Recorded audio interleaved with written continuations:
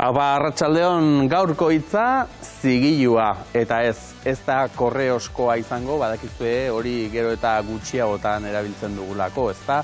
Baina badakizue gaur egun gizartean dana kajatan sartu beharrean gaude, kaja batean edo beste kajan, non dagokizun, orain Marikondo bera ere damutu omen da, ezta? Bere teknika hartaz, baina bestela ere etxeko gauzekin ez ezik, jendearekin, denekin, horixe egin ohi dugu, ez? Eta horren aurrean noski, norberari buruan zalantza hori etortzen zaio, ez?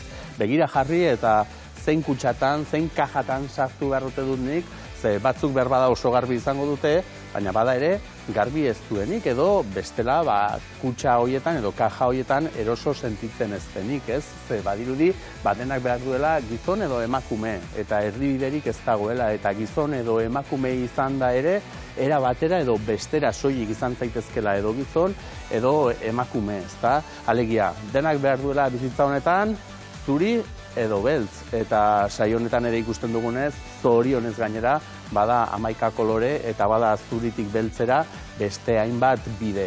Bide zidor horietan ibiliko gara gaur, besteak beste Alain Lersundi etorriko zaigulako, berak hain zuzen ere antzezlan hori taularatzen duelako. Nire zigilua, homofobiaren beste istorio bat, horren gainean arituko gara aurrena.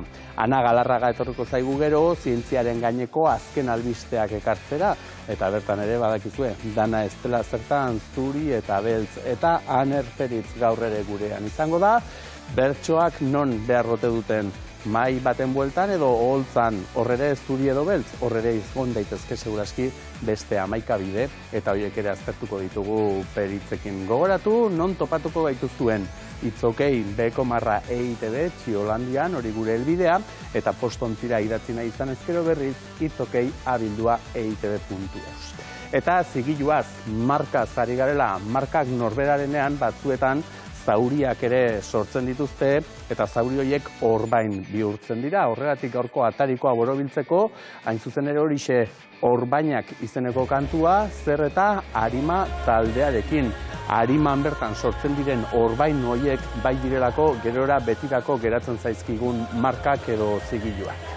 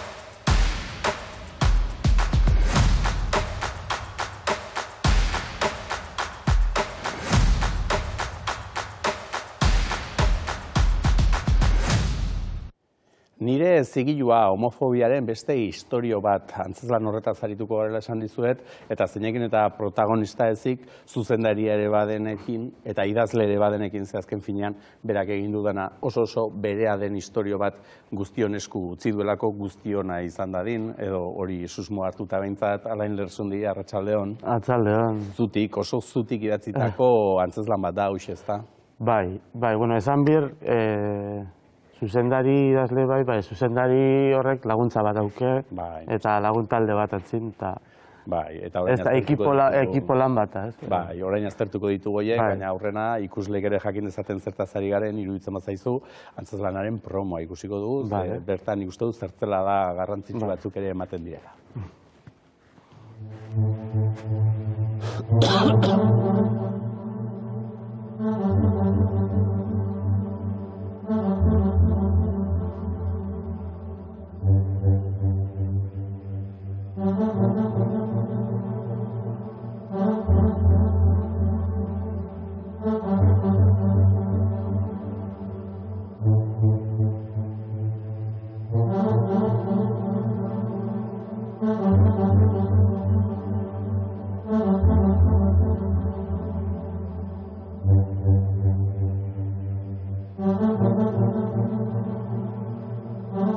esandako alain zertzelada batzuk hortxe ikusten dira, zuzer horri, logela batean, bakardadean, eta elementuak ere kontatuta, neurtuta.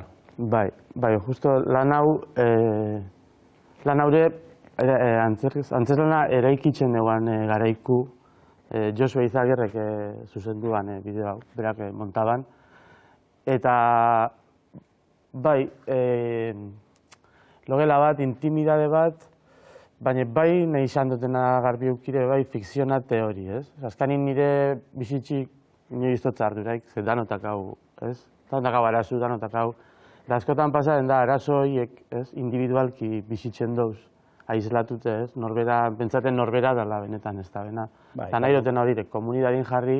Bai, baten batentzat ispilu ere baliagarria izango delako, ezta? Azken finean, norberak bere logelako bakardadean dagoenean pentsatzen duelako, berari bakarrik gertatzen zaizkiola alakoak, baina oholtzan edo estenatoki batean ikusten badugu beste bakarren bati ere gertatu zaizkiola, hori beti lagungarri izango zaio, ezta? Hori da, sortzeko helburu hori debe bai, ez? Nik ze aldot hemen aporta, ez? Izan ere, hause dantzertin, zuk ikasketak bertan egindakoa zara, aurrena arte ederretatik pasa ere bai, ez? Baina gero ikusi zure benetako asmoa behintzat edo benetako gogoa behintzat bazela antzerkian aritzea eta gero bai erabaki bizitza honetan barruko ahots horri ere kasu egin bertzaiola eta ikasketetan ere alaxe egin zenion, ez? Noski bai, hori lagun baten eriotzak ekarriztan, ez? Argitasun hori eta ni bai bentzaren dugu bai hori bezailkapen bat, ez? Arte ederrak eta Niretan, adierazpen modu bat, oso artistiku eta ez hitzesku, bai tirateztan, eta askotan dana... Txikitatik ikusten zaizkigula, ez da, hunditan zer izan nahi duzuta, badiru ja bere ala erabaki behar, ez? Arre edo so, edo bat edo beste. Hori da, eta karrera eta arte dara, baina, bara gama ezberdinak, ez? Kan informatide, importanti benetan, emoteko, ez dakarren tokixe ofizixo honei, ez askotan gatzen dana, bigarren maila baten, dau beste lan bata, arkitekto batena, mediko batena, edo garbitzaile, albainil batena, da hor lanan birde eta formazio bat. Hori da, eta dantzertin, gradu bukaerako lan bat egin behar izaten duzue, eta lan horixe da hemen antzezlan honen hasiera batean dagoena, ezta? Hortxe nolait piztu zen pospoloa, izena ere artean desberdina zuen, ezta? Nire zigilua, nerabe baten aurkako botere strukturala. Hori da. Azkarin, bai, neube momentu horretan ja presneuan atateko, bai izan da nahiko katarsi pertsonal bat, bai, aldi berin. Baina, bai, hasiera baten lan horrek, azkarin, referentzia batzu bira, ulan teoriko bat dauke atzin, eta botere strukturala dira analizi baten ondorixozko titulo bat. Baina gero bai, dramaturgikoki batu bizut, beste buelta bat emon, Bai, esan duzu, katartikoa izan zela zuretzat, ze azken finean zuk egiten duzuna da, holtza gainean biluztu, eta ez bakarrik zentzu fisikoan, ze biluzteko modu asko badago, ez? Eta barruko horiek ateratzeko, zuk esan duzu lehen zure historioa zeinetzaion interesatuko, jende askori segurazki, bai, ez? Azkenean, barruko horiek holtzara ateratzeko ere ausardia behar da, eta behar du batek ariketa egin, ez? Ze esan dut honek ispilu bezala balioko diola bakarren bati, baina zuk zer horrek zure burua ere ispilu aurrean jarri behar izan zenuen. Claro, noski. Azkarin konturatu biz, ez dela zure arazo bat. Ez da nire arazo bat, eta hori ulertzen zu momentun plazaratzen da, ez? Eta ni bentsaren dut nik eukibanean garai horretan referente bat, erantzeslan bat ikusirotena, ezan, ostra, ez na neu. Porque ez que zure baitan zeusa bakarrik, zeusa ez da bena enkajaten norma edo honetan, ez? Eta pentsa ez neuna txarto, ongi eta gaizkiaren hori beste dikotomia absurdo horren barrun, azkain da ekintzak eta ondorixuk. Baina zenbat pixu daukan, gaizkia eta ongi horrek, erruduntasuna ere hortik dator, eta ari gara pixkanaka aipatzen, pentsatzen dut, nerabe horri, bere logelaren bakardadean, bisitan etortzen zaizkion pentsamenduak. Zesan dugu, zu logelan bakarrik zaude, baina gauean, eta batez ere lo egin ezinik ibiltzen direnek, edo garenok, badakigu buruak, bueltaka ibiltzeak ze arrisku daukan, ze orduan txetortzen zaizkizu guztiak, ez? Eta normalen guztiek txarra dira gainera. Bai, eta ni pertsonalkiena oso pertsona arrazionala, oso emozionala, sentsorialanak esagoa, askotan gauzak etxen da gero arrazoitzen, hau honegatxi, baina arrazoi bat emon berdalako morune gizarte honetan. Ezkain, bizimodu erabatekura planteata eta orduan hortik kanporan guzti, ez dauen kajaten, ero sentio eratxezatxu, ez da izan zan, gaizkile bat moren, ez? Gaizkia eta ongiaren arteko Bai, zari gara nerabe batetaz, eta gainera nerabe zaroan badakigu horrari garela gure burua eraikitzen, ez? Horrari gara umetik heldurako bidean. Edo aldugun hobetuen egiten, ez dakizu nor zaren, ez daukagu edukazioi sexual bat, ez dakau anistasun barneratu bat, onartu bat. Azkanin, nien arrazisti, baina ezke, bai positiboki, bai negatiboki, zerri foko gexe imoten matzazu, ja, artifiziala da. Benetan, sentiu biharrenin, zeintzuga, zerga, eta zelan engoro, hau, ez? Bai, eta beldurrak ere bai asko izaten dira. Ze nerabe garenean gainera, bai, eta taldean onartzea garrantzitsua bihurtzen da, iaia gauzarik garrantzitsuena, ez? Ez dugulako desberdina izan nahi, hartaldeko ardi bat gehiago izan nahi dugulako, ez ardi beltza, eta batek bere burua ikusten duenean beltza badela, edo ondokoak baino beltzagoa badela, horrazten dira benetan mamu horiek ere etortzen, ez? Baztertu egingo naute, inork ez nau maiteko, eta hori gainera, hainbat alorretatik ere hala helarazten digute, ze horrantzaz lanean ikusi dugu, ez? Momentu batean Biblia eskuetan duela ere badago protagonista, ez? Eta aipatzen da, ez? Nola eraman daiteke ume bat, ez? Olako apaiztarte batera jakin dalakoak esango zaizkiola, ez? Eta hor erlijioak ere, esetetik gutxi. Eta egin. Esan eta egin. Bai, beldurre, ni pentsatzen dut, beldurre libre da, ez? Eta beldur horrek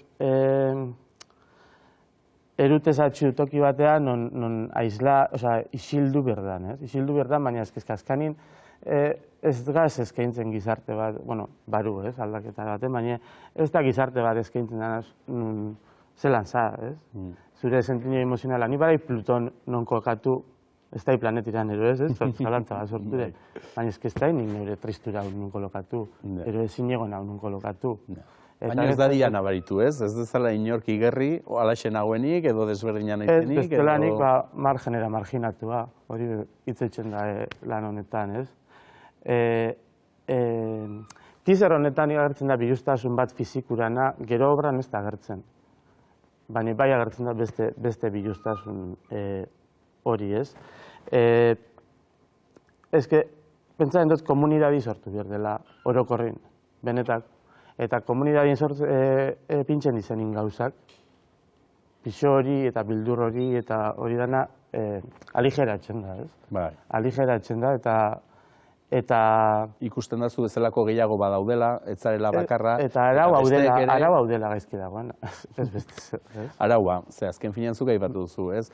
Gizarteak berak badauka egitura bat, ez? Eta aurreko batean ere hemen aritu ginen jakinek atera duen maskulinitateak izeneko liburuan, eta hor maskulinitate hegemonikoak ere badirudi hala erakusten dizula, ez? Gizon izatekotan erabateko gizona behar duzula, eta pentsatzen dut hor logelan esate baterako momentu batean baloia hartzen duzu, eta baloi gainean ideia idazten hasten zara, ze baloiak ere simbolikorik asko dauka, zezuk aipatu bezala, komunidadean, bate pentsa dezake futbol talde bat, futbol partida bat, bada komunitate bat. Hori gizontasunarekin askotan lotu izan da, eta ja futbola gustatzen ez bazaizu, horra hasten dira ja lehenengo susmoak. Futbola ez da gustaten gaztan edo ez da hi, porque ez dut uste kirol horretaz hitz egiten danik.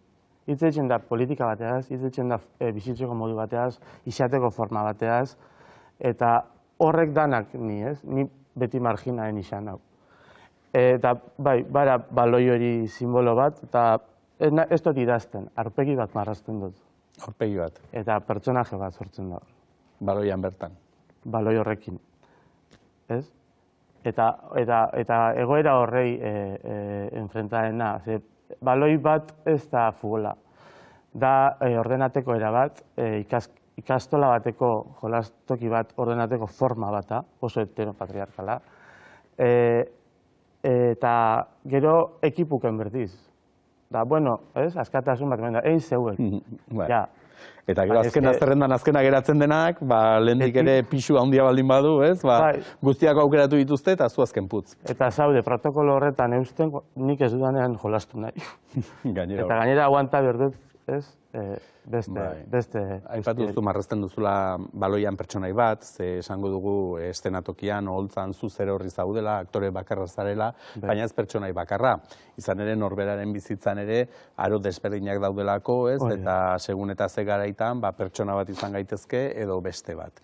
Hiru zenbatu daitezke, bata bada txikitakoa, umea. Bigarrena bada, nolabait ere, lehenengo mutila kasu hontan gustatzen zaiola deskubritzen duen beste mutilarena, ez? Eta hor maitasun historio baten eta maitasun historio bat bizi alduela, ez? Sentitzen duena. Zen nik gaztetan eta benetan neure burua izin egainetzan sekule inorrez tala enterako mutila gustatzen gaztanik. Hori, mujebi, Mujebi. Bai, ze azkenean zerbait gaizki egiten ari zanaren sentsazioa da, ez? Eta azken finean persona bat maite duzu, gero jarritako adjektiboa jarrita. Kondena bat ematen diozu zure buruari, ez? Bai.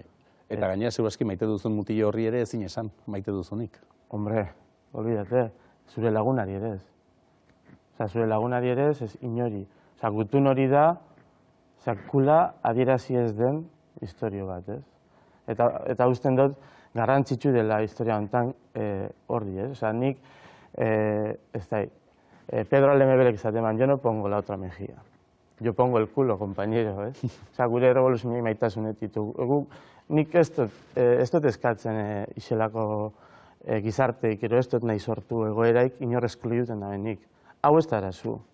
Arazu beste aldin da, eta zareko motetzu biurre. Nik, ero zeuregan sortzen da horrek. Hori da. Eta hirugarren pertsonaia bai izango litzake esan dezagun gaur egungoa, ez? Bai, igual hitz egiten da gena publikoaz direktamente. Bai, ze hor lehen aipatu duzu komunitatea ze garrantzitsua den, eta inguruan dauzkagunak, batzutan badira anaiak, batzutan badira kideak, batzutan badira lagunak, aukeratutako familia, ze hori ere ez, norberak bere bizitzan bilatzen du familia hori. Baina beste batzuetan ere badaude, eta zuk hor seinalatzen duzun sistema horren konplizeak, ez? Eta tartean aipatzen duzu Simón de Beauvoirrek esaten duena, ez? El opresor es fuerte, nola da ez, porque tiene cómplices que... Contra los oprimidos, ez? Eta neu naiz bat, Zertara konplizetako bat? Bai, eta zeu. Hori onartzen ez dugun bitartean, ez dakit hitz egiten da de violadorea, hau ez da violadorea, bada violadorea. Violadorea ez da violadorea erabaki duelako izateko. Da, permititu zaiolako. Heldu delako toki batzuetara gizarteak onartzen diona. Eta hor deno gara konplize. Eta hor guk markatu behar dugu non tolerantzia zero, eta nik bai honekin definitu dut zeintzu diren nire marra gorriak. Eta ja, toki batzuetan espana segon bir, ena egongo. Baina, ja. Jazta. Norberak erabakitzen duela, ez da? Eta niri pertsonarki horretxetan lagundu, ez da, eta refortaten, kolokaten, bai, ze komunidade horretan kolokan biza, bai. Baina egitik, ez? Egitxik eta maitasunet. Bai. Ez da erabaki erreza hori, erabaki hori hartzeko tresnak ere beharrezkoak dira, ez? Inguru bat eta gana. Helburua garbi izatea, tresnak ere lortzea. Eta tresnetaz ari garela, aipatu behar da, zuzer horri ondarrutarra zarela. Eta ondarrun gainera, gai honetaz ari garela, saiestezina da, izen bat burura atorkigulako ez da, ekairena. Pentsatzen duzuk ere gertukoa zenuela, herrikoa, historia ezagututa, badakigu, tamalez, arek bere bizitzari akabera ematea erabakizuela, tresna horiek edo topatzen ez zituelako, bizitzan moldatzen etzelako, eta egia da arek krak bat egiten lagundu zigula, pentsatu nahi dut, euskal gizarteari ez, eta nolabait ere gordintasuna, gaiaren gordintasuna biztarazteko balio izan zuela. Ni pentsatzen dut ekaiek einban ekintza hori oso eskuzabala dela, beran aldetik. Esan obra honetan, bai aipatzen da, lan hau berai opari, berai eskaintza bat, berai, eta genero dualtasunak sortutako indarkesi jasan daben oroi, ez? Baina bai beran izena aipatzen da, eta konturatu dira, hau ez da ekaiek erabaki ban, edo ekaiek akzinoi eskuzabal batein ban, baina ezke igual erabakirik ez eukan, ez iman hartu. Ze nien amarikoi nahi dotelako izan. Na, kanpukuk berda belako, ni marikoi izati. Ero bera ez izati. Hor, kontu zeuki biro individualizaten erabaki honek. Ni pentsatzen dut, pentsa baino kexago afektatzen duela, gure ingurun askotan, nik isi espadoten, ez hortxera arazu. Bai, batzutan askotan esaten delako, nik ez dagoat ezer gehien kontra, lagunak ere baditut, errespetatzen ditut. Eta badirudi horrek, ez, eta terkia ematen dizula. Nor zara, errespetatzeko... Zer gutxiago, ez? Zuka errespetatu nit, enik zure, jazta. Hori da, ez? Hori ja jakintzat ematen dela eta oinarritzat ematen dela, ez da? Bai, baina esan enberde. Bai, esan egin behar da. Esan enberde, porque es que para violentzia mota bat, ez da narrekonoziut gizarte honetan, eta oso modu pasibo baten, eta de repente generatezu violentzia bat increíble, zer, ez? Lo políticamente correcto. Bai, horregatik zuzer horri ere arduratzen zara xixeatzeaz, ez? Eta momentu batean kontatzen duzu ikuskizunean zure histori hori, protagonistaren historioa, baina momentu batean publikoari ere galderak egiten dizkiozu. Galdera zuzenak eta gainera deigarri egin zait, testua zuzer horrek euskeraz landuta ere, galdera horiek erderaz egiten dituzula. Bai, pentsatzen dutelako euskaldunok barakauela bai, buelta bat emon mitzagoela, ez? Gure iraultza honei. Ze iraultzak ez di perfectu. Kubago iraultzi izan zana, bai, baina Kuban homoseksuala bat zinean tiro en la nuka. Cuidao. Nire zepinitzen arpei bat, nire logelan, mesedez. Zer nire irautzi ez da zuri. Eta pentsat, Euskal Hor, badakabela buelta bat emon biharra. Eta nik, etxen dut hau, naturalki urtetez talako, zenik, honegatxik, benetan berdan jot, ondarrutik kanpo, eta euskeraz ezek izan jente askoaz. Eta nire harrixe ez da euskaldune bakarrik. Anitzera, ez? Eta aniztasun horretan, badaz, ez? Mantxegu, manpurrianoz, eta frantzesa, inglesa, eta etxen dut, bai, agir izan usteko, ez? Nik ez dut, ondarrutarra naz, eta ez dut euki aukera ikonea txik euskeraz berbatzeko. Aukeri, bai, aldo zuen, ez? Aldo tenez, babez bat berdot, etxeko. Eta nik hori erderaz garaturot, eta pentsatzen dut nahiko zintzurela publikoa irakustio lantzen be bai, ez? Eta gero, dakaten dibertsidadi, ume horrek ondarrutarretzen dau berba, publikoa hitzen denak euskara batun etxen dau berba, eta hori be bai euskaldunon tresna bat, bai, ez? Dakauen adierazteko dibertsidadi, dakazu pintxuri, dakazu antzerkixe, dakazu ondarrutarra, erdedi, ez? Ikusten ari naizena da alain, antzeslana bai berez laburra dela, iraupen laburrekoa delako, baina atzetik duen aria bai luzea dela, ez? Eta hori egiztatu gal izango du, ostegunean kalderapekora doanak. Zehen, nola ere zertzela batzuk eman ditugu, baina lana ikusi nahi duenak, hortxe izango du ezta, lautan hiru jaialdiaren barruan, kalderapekon ostegun honetan. Hori da.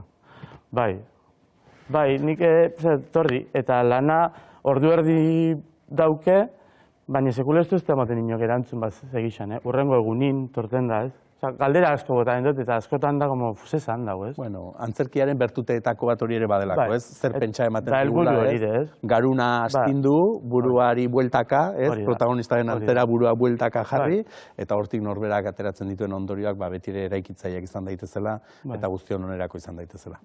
Eskerrik asko, Alain. Zeuri, eskerrik asko. Eta zorionak lanarengatik. Eskerrik asko.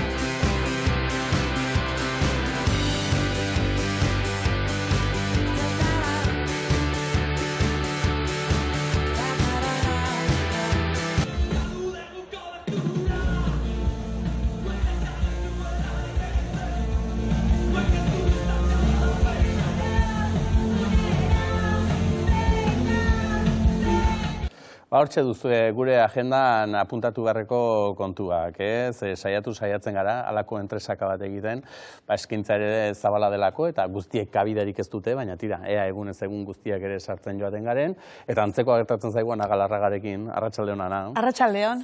Berak izaten ditu 11 kontu, danak sartzerik ez ditugu izaten, baina bakarren batzuk bai, eta hortxe entresaka egiten diguzu, eta eskertutagu. Eta gaur gainera badakit, gauza bitxi batekin hasi behar duzula, robot bat, baina gainera horrela bapatean gorputzean sartu, berriz solidifikatu eta egiten dana, eta hori uste dut, hobeto azaldu beharren izango zarela, ze txiola handian atzo ikusi nuen, sotok ere erantzun zizula, ez da, esan ez, garai honetan, pandemia, klima larrialdia, zein bururatu zaio Robocop gixako olako prototipo bat egitea, ez? Ez da, deskribapen egokia ote den, Robocop itxurako ote den robota hau, edo nolako ote den. Egia zientzia fikzioak batzutan edo askotan beldurra ere ematen dula, sortzen diren aukera, daude Black Mirror eta hauedanak ez da, eta adimen artifizialarekin ere, antzera gabiltza batzuk liuratuta ematen dituen aukerengatik, eta beste batzuk beldurtuta zerrekarri dezaken, eta ze albondori izango ditun, eta hori dena oso ondo pentsatu behar da.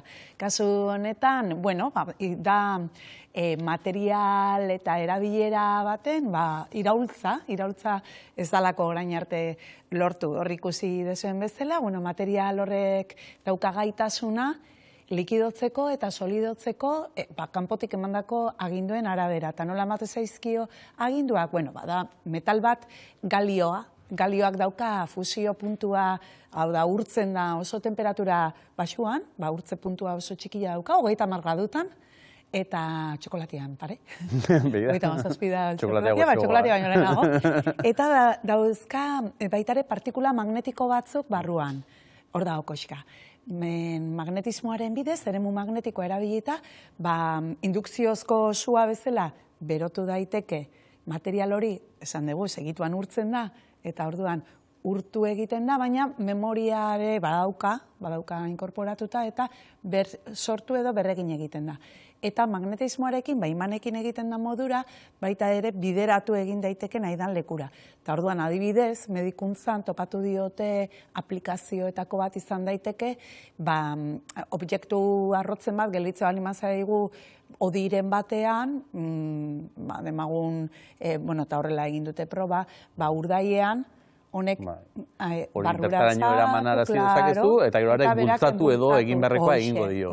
Adibidez, edo, bestelako funtzioak ere izan ditzake, guantxaiga ikusten, urdaiarena, nola mugitu dezaken, edo bestela, piezak egiteko ere oso zaila danian formartzia, metale hau urtuko litzake, formartu, eta ja, osatu behar duen modura. Deigarri egiten zaiguna da hori, ez? Urtutakoan alere memoriari eta nola eusten dion, ez? Alegian nolait ere, estaldura edo kanpokoa izango da urtzen dana, baina hor muina edo, ez? Funtsa edo... Badia materialak hori memoria dunak horrela izena dute, eta adibidez daukate gaitasuna urratzen edo zartatzen direnean, memoria horri esker berriro osatzen dira eta hartzen dute lehenoko forma. Kontzeptu hori bera da, baina pauso batzuk aurrerago junda. Eta egin dute Txinako eta Estatu Batuetako ikertzaileak elkarlanean. Eta ikusgarria da. Elkarlana zer ekigarria da, ez du biak ere egitzen direnean. Eta beste kezka bat badugu azken bolada honetan hegazki gripearekin.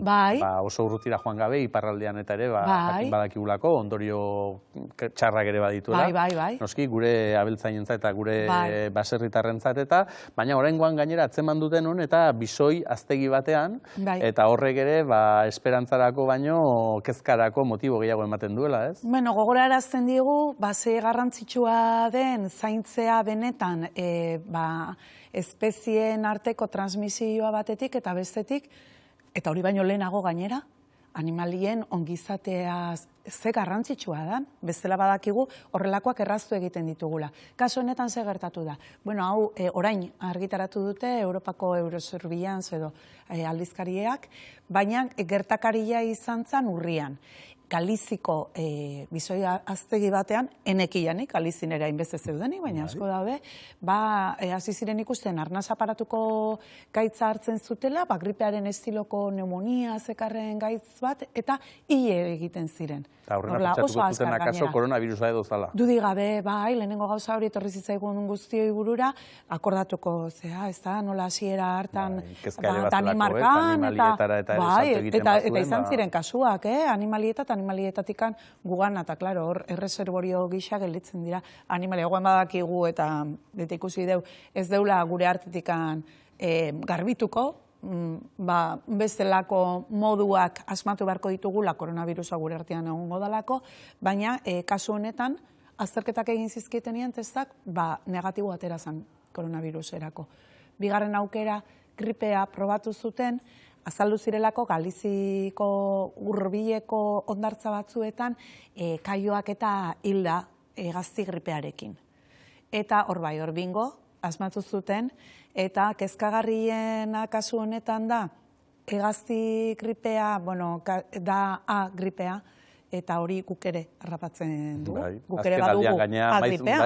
Aste hauetan, ari gara, bat eta beste. Orain arte behintzat, hegazti gripearen virus horrek lortu duenean infektatzia pertsona bat, eta ez da bat ere erresa izaten, baina lortu duenean pertsonen arteko transmisioa ez da izan. Pertsona horrek, gainditu du gaitza, edo sendatu zaio, edo egin da, horrelako eriotzak ere izan dira, baina batetik bestera ez. Hau, hemen bai. Hemen bai gertatu zen hori, hegaztietatik pasazela bizoietara, eta bizoien elkarren artean ere bai, eta oso azkar gainera, orduan, bi jauzi horiek egitea lortu zuen, batez ere horretarako errazasun ikaragarria jartzen zaizkielako horrelako aztegietan, ez? Daude danak pilatuta, danak elkarre... Baldintzak ere horretarako egokienak direla. Hori da.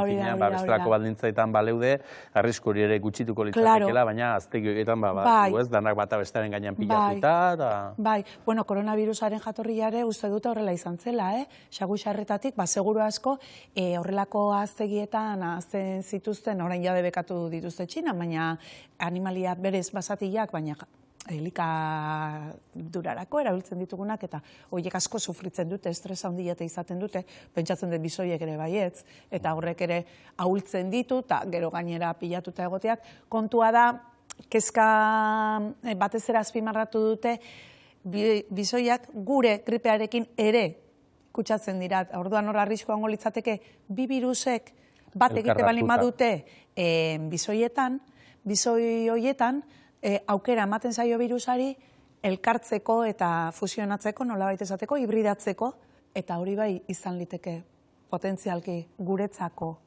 patogenikoa eta pandemia eragilea. Orduan ez da broma. Ez da broma, ez. Eta, lehenengo gauza, beharrezkoa dira horrelako aztegiak. Bai. Hori da lehenengo gauza planteatu behar da, ez? Beharrezkoak aldiren, beharrezkoak izatekotan ala beharko hoteluketen edo bestera batera beharko luketen, ze garrantzitsu ere batzutan badana gaizki egindakoak konpontzea. Eta bestatzutan berriz, gaizki egindakoengatik barkamena eskatzea ere bai, eta hori ez da oso maiz gertatzen, baina aurrengo albisteari helduta, Amerikako estatu batuetako ez da, giza genetikaren elkarteak, oraingoan aitortu du, egindako guztiak ez zirela, behar bezalakoak izan, eta haiengatik barkamena eskatu ere bai. Hori da, eta, aipatzeko iruditzen zaitez.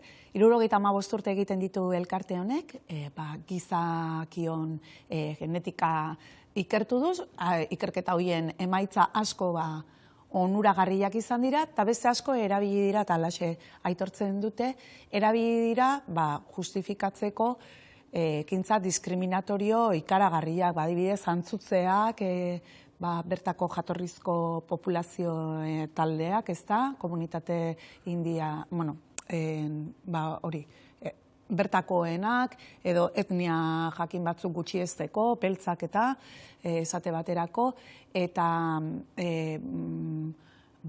Down sindromea eta horrelako desberdintasunak eta dituztenak, ezaugarri berezia dituztenak eta ere baztertzeko eta haien kontrako neurriak hartzeko, horiek guztiak justifikatu dituzte ikerketa genetikoak baliatuta, eta hoien atzian, zeuden zientzialariek, beren ospea eta erabili dute. Espezia hobetzeko aitzakiarekin edo zer gauza onartzeko preste egon garela? Bueno, pixkat erabili da, darwinismoa, ez da, hautespen naturalaren aitzakia, eta azken finean horren atzian hori, genetika eta horretarako, garbiketa egiteko. Garbiketa. Naziek perfektua ez baldin bazara, edo behintzat erditik gora ez baldin bazaude, kanpora, ez? Eta segi dezatela honek bakarrik eta erdibidekoak direnak aldera. Naziek egin zuten bezalaxe, eta hori elkarte honek berak ere aitortzen du. Elkarte kide izandako zientzialari batzuek egin zituztela horrelakoak, eta erabaki dute batetik aitortza hori egitea eta barkamena eskatzea, bezetik zientzialari jakin horiek elkarteko kidetzat ez dituzte hartuko, eta izan baldin bazituzten sariak edo aitortzak edo dalakoa horiek erretiratuko zaizki, eta gainera hartu dituzte bai berehalako eta bai aurrera begirako konpromisuak horrelakoak berriro ez gertatzeko, eta egiten diren ikerketak izatea etikoak, oinarri etikoarekin eta denon mesederako. Bueno, horretaz gain, ze klaro, intentzioa baiti da eskertzekoa, baina baita esan dute jarriko dituztela bideak. Neurriak alakorik gerta ez. Hori da. Zaintzeko benetan ari direla jarraibide hauek eta betetzen, eta ez direla okertzen ari orain hartutako bide horretatik. Eta bueno, behintzat, momentuz. Lehen aleinekin aipatu dugun bezala, sistema opresore horren aurrean, konpliziak gero eta gutxiago izan daitezela, ez? Eta zorionez, trintxeraren edo beste aldera gero eta jende gehiago pasa dadila. Eta zentzu hortan, tira, aurrera pauso. Eta eredugarria izan dadila, beste elkarte asko eta askotarako. Claro, ez dira bakarrak. Eta ez bakarrik estatu batuetan ez da. Baina hor beti behar du ez, ausart bat, lehenengo urratsa emango duena, eta gero haren atzetik gainerakoek erresago ematen dutelako urratsa, ez? Eta horretarako balio badu. Hori da. Orduan, bueno, merezidu aipatzea. Beste gai bat, eta hau badakit benetan zu gainera honekin sutu ere sutzen zarela batzutan, eta hementxe gainera alden aukeretan azpimarratzen duzu, behar du eta gainera emakumea eta zientzia, ez? Eguna ere seinalatuta, apuntatuko dugu, otsailaren 11ean. Hori da. Egun horretan mintzat gai hau mai gainera ekartzeko balio izaten duelako. Zorionez zuk egiten duzun bezala urte osoan beharko luke, baina egun horretan mintzat aitzakia izaten dugu, ez? Egutegiari begira egoten garen horretan, eta oraindik ere premia badagoela hau aldarrikatzen jarraitzeko, datuek esaten dute, hor grafiko batzuk erakutsi diguzu, eta orain erakutsiko duguna, eta hor esperantzarako ere aukera gutxi. Gainera COVID-19 aitzakian edo testuinguru horretan ere, pausuak emandakoak aurrera, batzuk atzera ere egin dira. Hor ikusten dugu ez, guraize grafikoa edo deitzen duzuna. Guraize grafikoa deitzen zitzaion alikate grafika deitu diote, ze guraize grafikan gurutzatzen ziren, hori, doktoretza ondoren edo horrela, eta aurreratu eginda gizonezkoen proportzioan noiz hasten dan izaten emakumezkoena baino handiago. Hor doktoretzak edo markatzen dugu mugarria, ez? Lehen osan ondoren, orain ja. Hoi da, eta orain, doktoretza aurretik, alegia ikasten eta ari direnak, oraindik emakumeak badira gehiago. Hasi, lehenago gehiago azten dira unibertsitatean, baita zientzia arloan ere, zientzia guztiak aintzat hartuta. Egia da gero zientzien barruan, badaola diskriminazio horizontala deitzen zaiona, eta da arlokakoa. Eta daude arlo bigunak, diala ingurumena eta osasunarekin lotutakoak batez ere, zaintzak, claro. Eta arlo gogorrak, diala ingeniaritza, fisika eta horiek gizonen kontuak, eta horren barruan sartzen da baita informatika ere. Orduan, prestigioan eta soldatatan eta ere, desberdintasunak daude, feminizatuak eta emakumezkoak gehien diren hauek bakaldu egin dute espada goiko mailetan, baina goiko mailetan, eta hori da grafikoak erakusten diguna, hor da diskriminazio vertikala. Eta hor ikusten dugu sekulako aldea dagoela. Doktoretzan aurrekoan aldea txikia da, ez, gizon emakumen artekoa, baina gero grafikoaren bukaera aldean, ez, pantailan ikusten ari garen eskuina aldean, hor ikusten da gizonak non dauden eta emakumeak, no? Aztetikan berdin duta edotea, 3 bukatzen dute goiko kargoetan gizonezkoak eta behian emakumezkoak. Horrek esan nahi du, erabakitzen dutenak zer ikertu, zenbat inbertitu, nun inbertitu, eta noren onurarako izango den gizonezkoak izango direla. Eta horrek ze ondorio dauka. Hori da kontua. Horrek badu garrantzia, alegia. Ez dela bakarrik argazki parekide bat lortzea.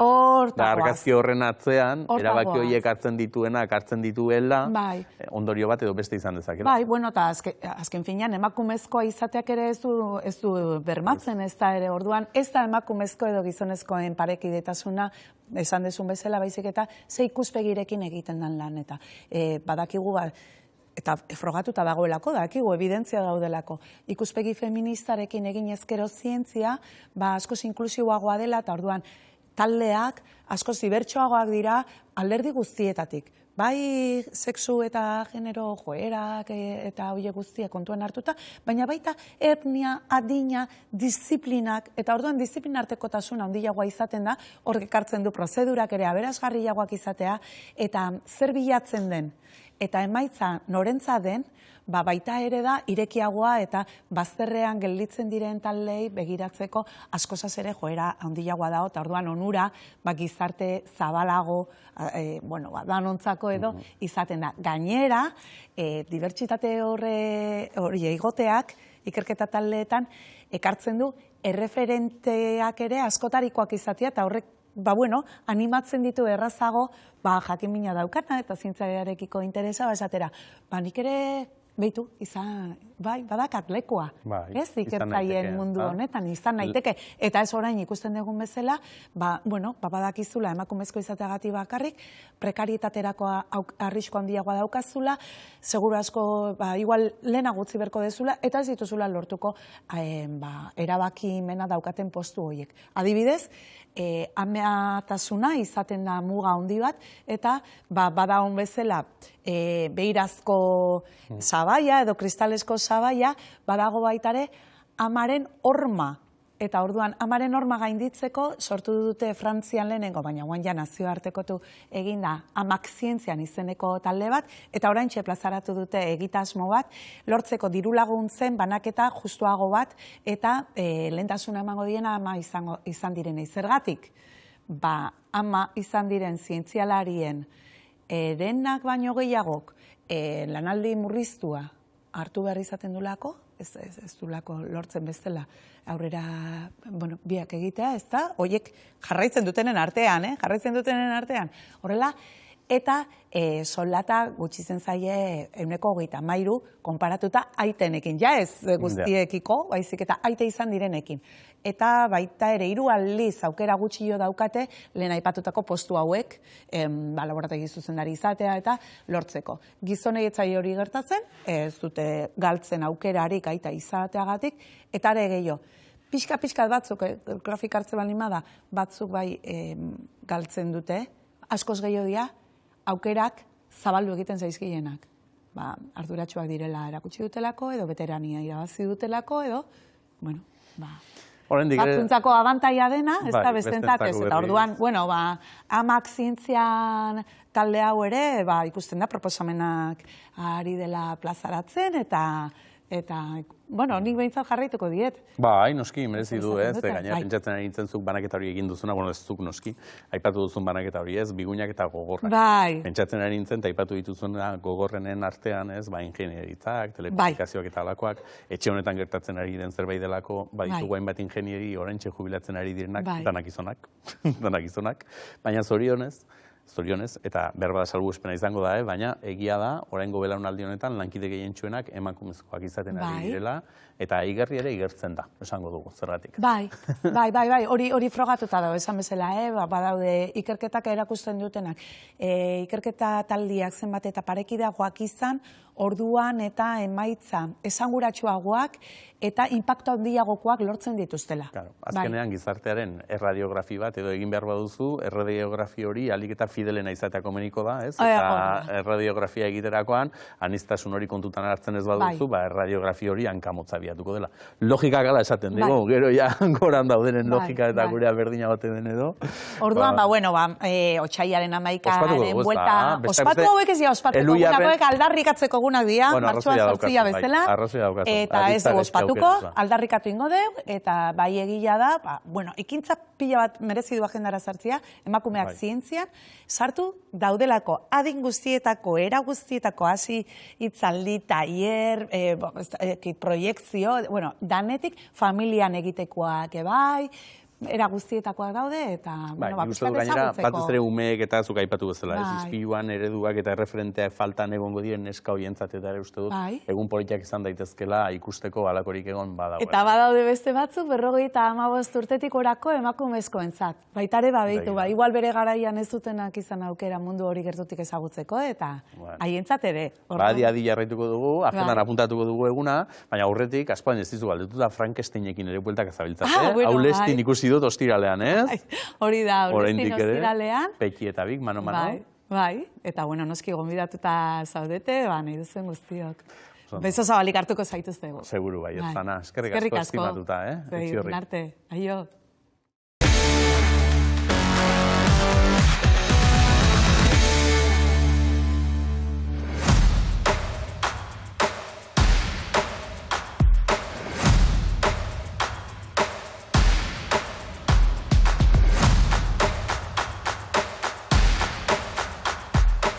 Horixe, larun batero top gaztea eta lehengo larun batean bertso eguna. Aner Beritz, Arratsaldeon. Arratsaldeon, bai. Zer moduz joan zen, ondo? Ondo. Bai, egun osoko egitaragoa eta bai, gustora. Orain, emango diogu errepasoa, baina aurrena eta bertso kontuetaz ari garela, gizon bat aurkeztu nahi dizut. Xabier Unanue. Zestoarra gainera, ez oso urrutikoa, bai, hori da, garai batean herriko alkate izan dakoa, bertsozalea oso amorratua, eta herrian bertan bertsolariak eta etortzen zirenean, eta haiek danak bildu, grabatu ere bai, gero haiek eskuz idatzi, pentsa, 55.000 bertso dauzka eskuz idatzitakoak, eta guztiak oraingoan Zestoako udalaren esku utzi ditu, eta berarekin izan da Aitor Zabaleta.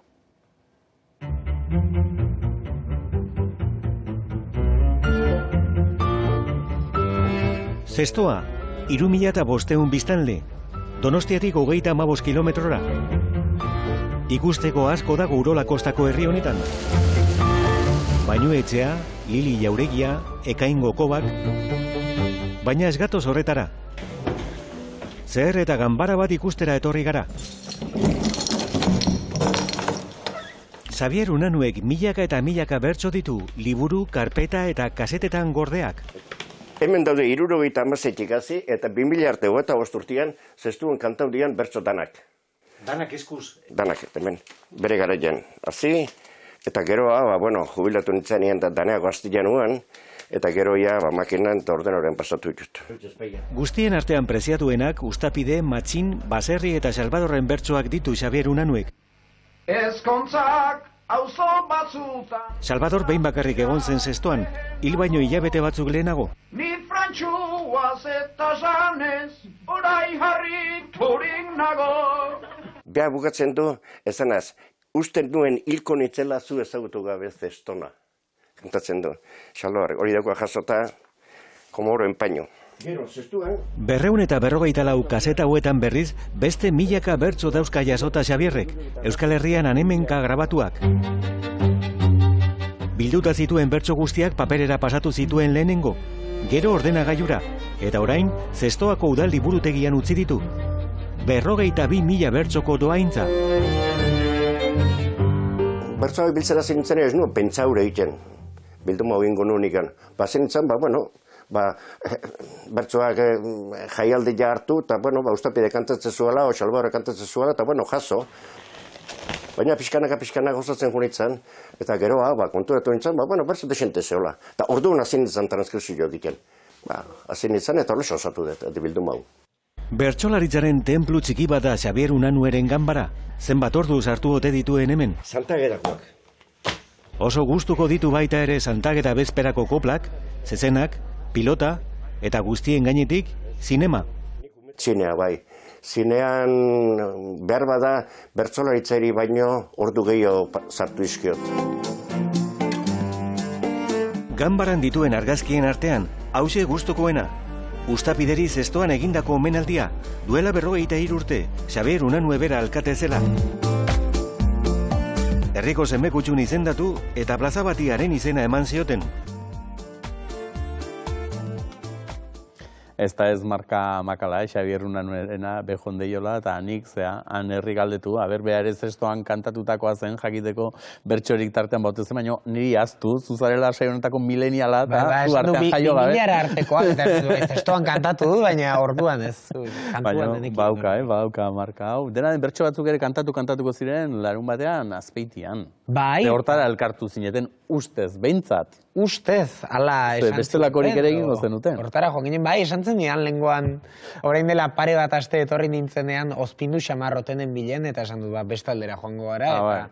Eta goxotu bat. Eta goxotuta, eta asteburuan ere goxoago ibilita, hori, duela bi aste justuen eritz artetxerekin gogoratzen nahi duela aritu ginen. ginen. Gustatzen zaigu horekan ibiltzen den jendea, ospinduta egon berdenan, ospinduta, eta goxotuta berdunen goxotuta. Goxo ere hitzein behar da, eta guztoko. Baina goxoegi ere gero enpala gozo bihurtzen da. Eta ospinegi ere ez, orduan, goxo baino gehiago alai.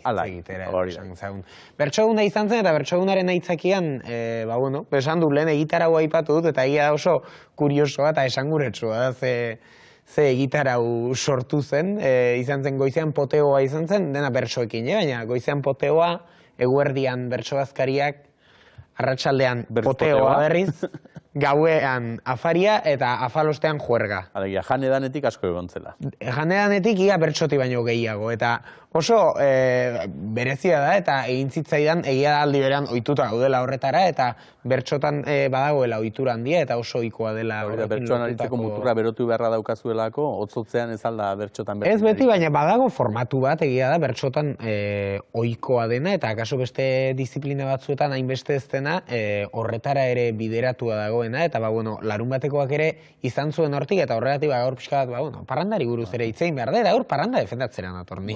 Baina parrandan badakizu gertatzen direla batzuk konta ezin direnak. Hori ere, eta kontatu ezin denik ez dut kontatuko. Gure herrian, gure amona zena eta lehiotik gero ikusten zuen gau ez dana, eta urrungo egunean parte ematen zizun. Alakorekin etorri da, eta zuen bat enteratu ez, baina amona enteratzen tan. Orduan, zuetik enteratzen horrekin iristen zinen, baina amona bazekien. Amona kontatzen zizun.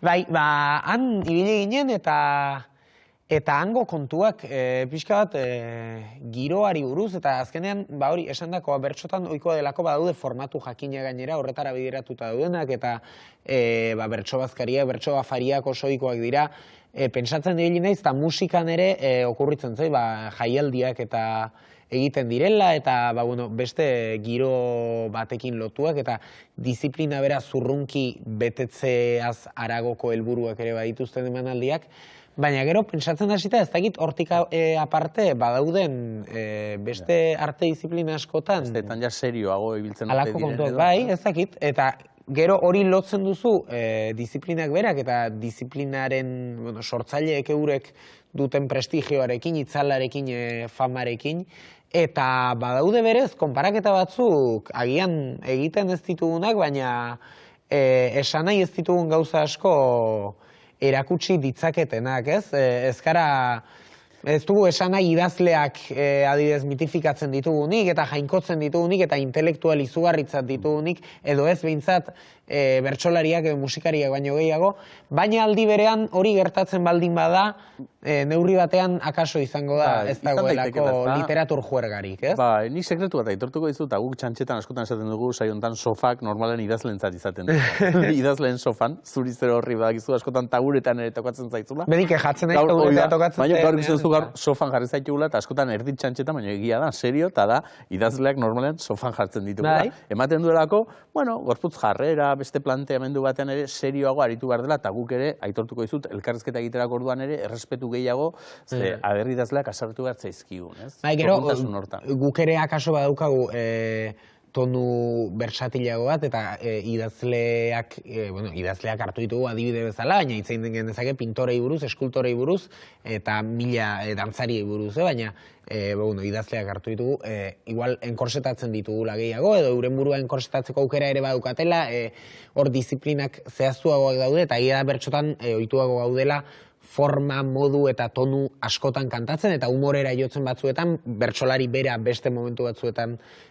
beste kontestu batzuetan ikusten. Erreztago lotzen zaituztegula, zuek farandularekin, hori da, behar bada, bai. Hau bide laburragoa dela. Hau adibidez guk egiten dugula, idazleek igual ez zain beste orduan. Baina honek beste honura dauka, ze hau honek badauka ikuskizunetik asko, ez? Baina era berean, hau pentsatzen dut, ongi pentsatutako estrategia bat ere badela, ez? Bai, nik uste baiet, eta badirudi inertziazkoa dela, eta hala etorri zaigula, eta hori jaso dugula, eta beti lotzen denean bertsoaren izaera tradizional horrekin egia da asko lotzen dugula, parranda giroko bertsolari bat, edo zirto hutsez nonbaitera joan, eta zerbait eskaintzen zuena jendearen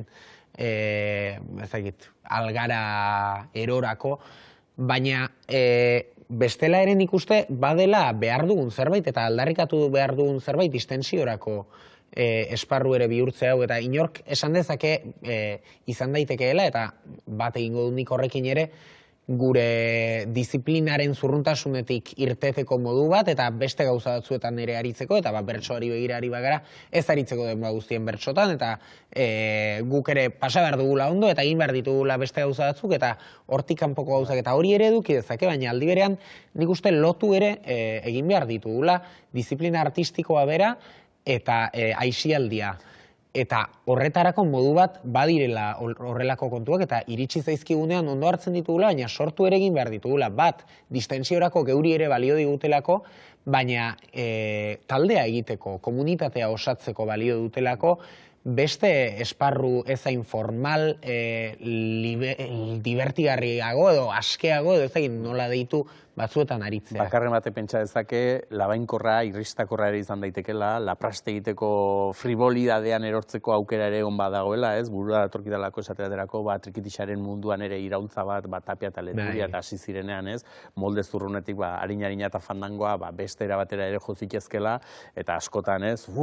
Hauek dia, iaia sakrilegioa egin izan balute bezala, baina era berean ere, eta burura datorkit, plaza askotan, herriko jai askotan, gurean bezala edo, bertsolariako holtzan bai, eta haiek entzuten, asko jota lau, antxe beste puntan dagoen txoznan apoiatuta, eta gainontzekoak bakoitza berean bertsolariei kasu handirik egin gabe.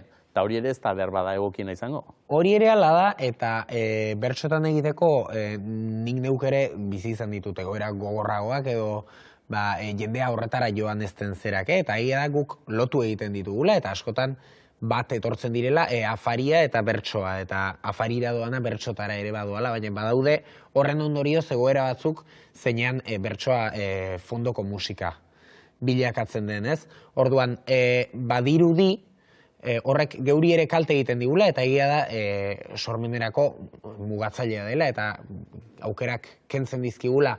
Baina, era berean, nik uste eman behar diogula horri ere aukera bat, zor diogula ez bakarrik guk disiplinari berari distentsio baizik, eta disiplinak berak ere eskatzen digula guri hori, eta eman behar diogula beste kontestu bat, beste testu inguru bat, beste modu bat bizitzeko geu lasaiago aritu daitezen, eta horrenbesteko presio estetiko irrealik gabe aritzeko, eta baita erakartzeko ere.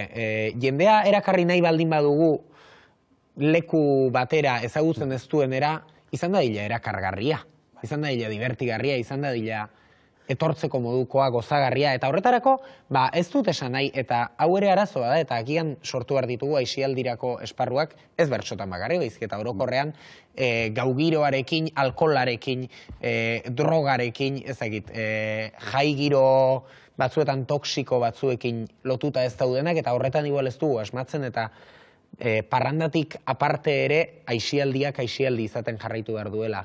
Baina, hori beste debate bada, eta izan daiteke debatea, baina uste dut hori ere zor diogula, eta bilatu behar dugula nolabait ze aisialdi eta nolakoa nahi dugun ere erabaki behar dugula, baina lehendabiziko premisa izan behar duela, aisialdia ere zor diogula egiten dugun horri. Eta ari garela, ez da, pixkanaka, alako aleak ere ezagutzen, zuek zer horrek errerekin ere hortxe aritzen zarete, ez? Eta, bueno, pixkat, ari dala, pixkanaka lenguan senyora eskola, bertso eskolakoekin ere aritu ginen, irakoekin, eta, bueno, pixkanaka ari garela, ez? Pentsatu nahi dut, esan duzu gozot izatu zela gaur, eta gozotik bukatze aldera, baikor, bueno, zertzela batzuk izan badauzkagula, ez? Eta aukera daukanak, zorionez, aukera nahi duenak, barkatu zorionez, aukera daukala, nahi duen moduko formatuetara jotzeko, modu serio sakon, ezagit, intelektualagoak bilatu nahi dituenak horretarako aukera badaukala, bertsotan behintzat, baina bestelako giro batzuk nahi dituenak ere, oraingoz gaur egun, une honetan, badaudela aukerak, eta nik uste jende esparru askotako jendearentzat dagoela lekua, eta hori bermatu behar dugula, baina hori positiboki baloratu behar dugula, ez modu ertxatzailea. Askotan esan izan dugu Euskaldunak mailaren bueltan, moldatzen garela hobekien, gure herriko aste kulturalean ere alaxe aritzen gara, hitzaldi guztieten ondoren jarri berrizaten dugu, mokadun bat edo egongo dela, zertara jende gehiago dator, baino, mailak daukan simbolismo hori, beste esparru batuzara, ez, juerga bera ere egin daitekela, mairik tartean egon gabe ere, eta azken finean mailak irudikatzen duen hori izan daitekela, mairik gabekoa ere, ez? Bai, eta azkenean guk sortu beharko dugula nahi dugun aisialdi eskaintza, eta ikusi beharko dugula norentzat ari garen, norrari garen, eta zertarako ari garen, eta hori ere planteatu egin behar dugula. Baina aisialdi eskaintza horrek nolakoa behar duen planteatzeko lehendabizi argi eduki behar duguna da, aisialdi eskaintza bat sortu nahi dugula modu jakin batekoa, eta modu jakin hori zilegia dela eta eman nahi diogula disiplinari. Beraz, muga batzuk hautsi behar dizkiogula akaso zurruntasun horri eta bilatu beste gauzatzuk eta egin behar ditugula guk ere gure parrandak, gure juergak eta gure... Horixe bai, ez egingo ditugula eta orain kamara itzaltzen denan, orain galdetuko dizkizut txaskarrioak hemen danen aurrean kontatu ezin direnak. Eskerrik asko Aner, estimatuta eta gaur 15 arte. Eta zuek izan dakoa, bihar ere hementxe izango garela, ordu beretsuan, beraz ordu arte txintxe bili, zaun izan.